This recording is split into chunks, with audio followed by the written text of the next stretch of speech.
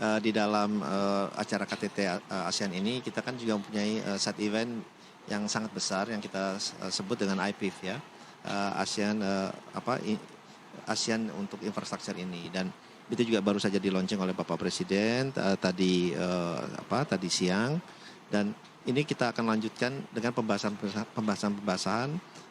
termasuk salah satunya green economy, digitalisasi, kemudian supply chain,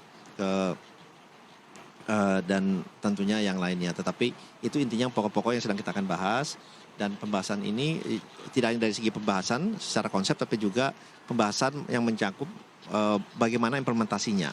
Dalam arti kata kita bekerja sama dengan negara ASEAN-nya, dalam hal ini mungkin ada 5 negara ASEAN yang aktif, dalam rangka kita mensinergikan pekerjaan-pekerjaan, proyek-proyek perusahaan-perusahaan kita yang ada di ASEAN ini untuk bisa bekerja sama.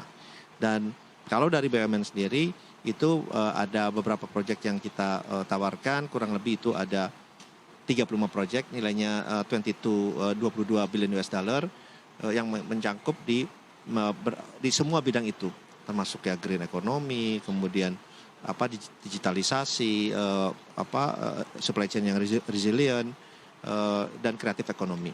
Dan kami melihat bahwa ini adalah langkah awal yang di dalam Indonesia sebagai ketua, sebagai hal yang sangat-sangat positif yang tentunya kita harapkan implementasi ini bisa berjalan dengan baik. Karena dari sisi kita, pekerjaan yang kita tawarkan adalah pekerjaan-pekerjaan yang sudah matang.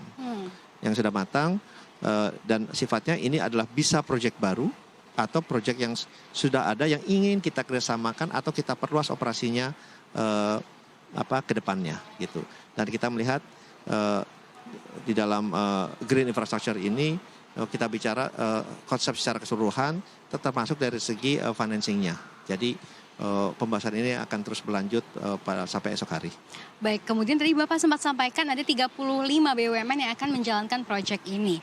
Itu sebetulnya BUMN apa saja sih Pak di bawah Anda yang akan menjalankan business matching di KTT ASEAN ke-43 ini Pak? Ya, sebenarnya ini melibatkan banyak perusahaan BUMN.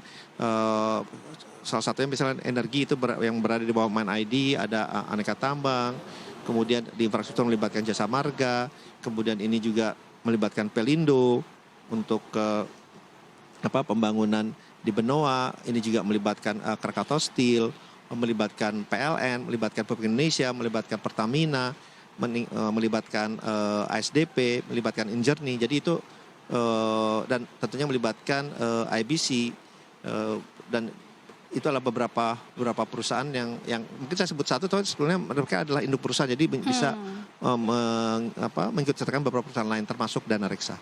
Baik, terkait dengan financing dari business matching ini berapa banyak Pak? Mungkin boleh jelaskan sebentar atau sedikit secara singkat?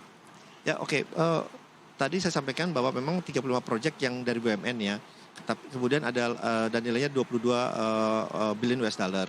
Tetapi memang ada proyek lagi dari Bappenas, kurang lebih ada 4 proyek, 4 sampai 5 proyek, nilainya itu kurang lebih 10 billion US dollar, dan juga ada proyek antar negara ASEAN-nya yang melibatkan 5 negara, itu kurang lebih nilainya 810 juta dolar. Oke, baik, mungkin terkait dengan atribusi Bapak sebagai Duta Besar Amerika, ini apa sih Pak manfaat untuk ASEAN Summit, khususnya ASEAN US Summit di Indonesia saat ini? Ya, tentunya ini punya dampak yang sangat besar ya menurut saya, karena pemikiran dan juga konsep yang kita bicarakan di ASEAN ini, kita tentunya harapannya akan mendapatkan asas manfaat dengan ASEAN, dengan kita bersama dengan negara-negara lainnya, contohnya mungkin Amerika Serikat, karena kebetulan saya sebagai Duta Besar Indonesia untuk Amerika Serikat. Yang dimana adalah kita yang kita propose ke Amerika Serikat, Indonesia mengusulkan, juga Filipina mengusulkan, yang berhubungan dengan kritikal mineral, nikel dan yang lain-lain, dan didukung oleh negara ASEAN lainnya untuk mendapatkan insentif dari pemerintah Amerika Serikat di dalam bentuk program inisiatif mereka yang disebut dengan Inflation Reduction Act. Dan itu kebetulan berada di dalam namanya IPEF, agak mirip IPIF, ini IPEF itu Indo-Pacific Economic Framework. Jadi itu kita sudah rencanakan usulkan, dan nanti kebetulan ada delegasi yang dipimpin langsung oleh Wakil Presiden Kamala Harris untuk memperkuat usulan kita ini.